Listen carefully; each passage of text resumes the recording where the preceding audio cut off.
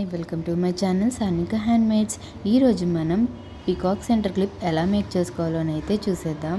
So first ఇలా ఒక paper మీద పీకాక్ డ్రాయింగ్ని అయితే వేసేసుకుని పైన ఓహెచ్పి షీట్ని అయితే కొంచెం గ్లూ అప్లై చేసి స్టిక్ చేసుకున్నాను. సో మనం వర్క్ చేసేటప్పుడు ఓహెచ్పి షీట్ అటు ఇటు కదలకుండా ఉంటుందన్నమాట. సో ఈ అవుట్లైన్ చుట్టూ మనం జర్దోజీని అయితే స్టిక్ చేసుకోవాలి. సో ఫస్ట్ ఇలా ఈ పీకాక్ సెంటర్ క్లిప్ అవుట్లైన్ చుట్టూ B7000 గ్లూని అయితే అప్లై చేసేసుకోవాలి. ఇలా అప్లై చేసి ఒక 30 సెకండ్స్ అలా లీవ్ చేసేసాక మనం జర్దోజీని స్టిక్ చేస్తే మనం ఏ షేప్లో అయితే జర్దోజీ స్టిక్ చేస్తామో అలానే ఉంటుంది అనమాట. అలా కాకుండా మనం B7000 గ్లూ అప్లై చేయగానే స్టిక్ చేస్తే ఏమవుతుందంటే మనం ఏ షేప్ పెట్టామో అలా కాకుండా గ్లూ అనేది జారిపోతూ ఉంటుంది. సో ఇలా కొంచెం ఒక 30 సెకండ్స్ లీవ్ చేశాక మనం ఇలా స్టిక్ చేసుకుంటే చూసారా ఒకసారి ఇలా మనం ఏ షేప్లో అయితే స్టిక్ చేస్తామో సేమ్ ఇంకా అలానే ఉండిపోతుంది అనమాట. ఇలా మొత్తం ఈ అవుట్లైన్ మొత్తం జర్దోజీని స్టిక్ చేసేసుకోవాలి.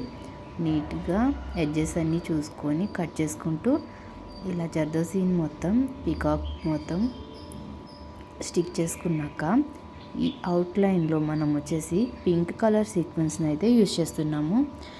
ఈ పింక్ కలర్ సీక్వెన్స్ని అవుట్లైన్ లోపల భాగం మొత్తం వచ్చేసి మనం స్టిక్ చేసేసుకుంటున్నాం. ఓన్లీ నెక్ పార్ట్ కాదు, మొత్తం పికాక్ మొత్తం అయితే ఈ పింక్ సీక్వెన్స్ని అయితే యూజ్ చేస్తున్నాను. సో ఇలా 1 by 1 గ్యాప్ లేకుండా ఈ సీక్వెన్స్ని అయితే స్టిక్ చేసేసుకోవాలి. ఇలా మనం స్టిక్ పెన్ యూజ్ చేస్తే ఇలాంటివి స్టిక్ చేసుకోవడానికి ఈజీగా ఉంటుందన్నమాట. సో ఈ స్టిక్ పెన్ వచ్చేసి మనకి ఒక 35 రూపీస్ 40 రూపీస్కి అలా వచ్చేస్తుంది. నెక్స్ట్ ఇలా సీక్వెన్స్ మొత్తం మనం పీకాక్ మొత్తం స్టిక్ చేసుకున్నాక ఈ లీఫ్ డిజైన్ ఉన్న మిడిల్ పోర్షన్లో కొంచెం గ్లూని అయితే అప్లై చేసుకోవాలి. ఇలా లీఫ్ డిజైన్ ఉన్న ప్రతి దానిలో మధ్యలో మనం ఈ 6K ఐ షేప్ కుందన్స్ని అయితే స్టిక్ చేసుకోవాలి. నెక్స్ట్ ఈ ఐ షేప్ కుందన్ చుట్టూ గ్లూని అయితే అప్లై చేసేసుకొని నేను ముందుగానే కట్ చేసి పెట్టుకున్న ఈ స్టోన్ చైన్ అయితే స్టిక్ చేసుకుంటున్నాను.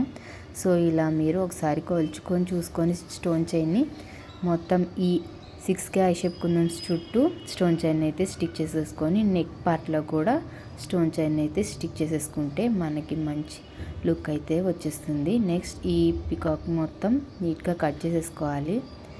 నెక్స్ట్ వచ్చేసి ఇలా నెక్ దగ్గర ఓహెచ్పి షీట్ కనిపిస్తుంది కదా, సో దీన్ని ఫిల్ చేసుకుంటూ ఈ షుగర్ బీడ్స్ని అయితే స్టిక్ చేసేసుకున్నాను.